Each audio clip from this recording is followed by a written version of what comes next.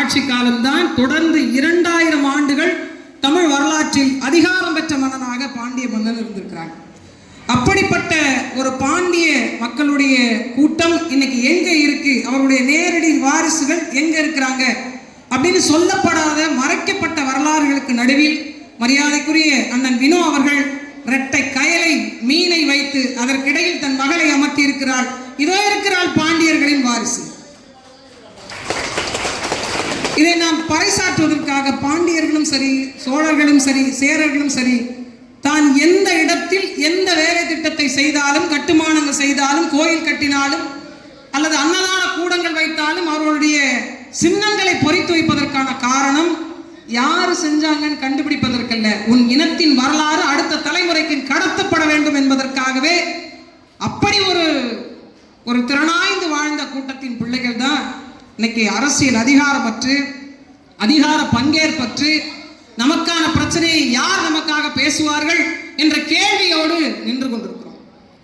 இன்றைய தினமான இந்த கூட்டம் என்பது பிள்ளையை வாழ்த்துகின்ற கூட்டம் மட்டுமல்ல, வரலாற்றை அவளுக்கு சொல்லித் தருகின்ற கூட்டமாகவே அமர்ந்திருக்கிறது. எனக்கு முன்னால் பேசின ஐயா சொன்னது மாதிரி சென்னை முதல் நீரோடி வரை இருக்கக்கூடிய கடலோர சொந்தங்களை ஒரு குடையின் கீழ் இணைக்க முடியும் என்பதற்கான ஆக பெரும் உதாரணமாகத்தான் இந்த நிகழ்வை நாம் பார்க்க முடியுது.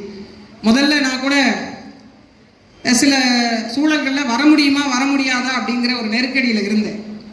ஆனால் ஒன்று மட்டும் சொன்னாங்க, நிறைய அங்கே இருக்கக்கூடிய கிராமத்தில் இருக்கிறவங்க உங்களை பார்க்க விரும்புகிறாங்க அப்படின்னு.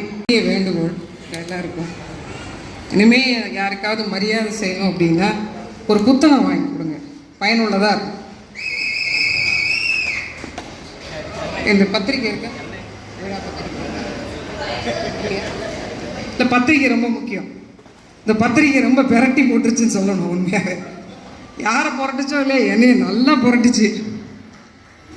அதாவது எனக்கு முன்னால் நிறைய பெரியோர்கள் பேசி அமர்ந்திருக்கிறாங்க, எனக்கு பின்னால் நிறைய பெரியோர்கள் பேச இருக்கிறாங்க. மரியாதைக்குரிய அண்ணன் வினோ அவர்களுடைய அன்பு மகள், எனது மதிப்பிற்கும் மரியாதைக்கும் உரிய அன்னி அவர்களுடைய அன்பு மகள் அனஸ்டினா அவர்களுடைய திருவிருந்து நிகழ்ச்சி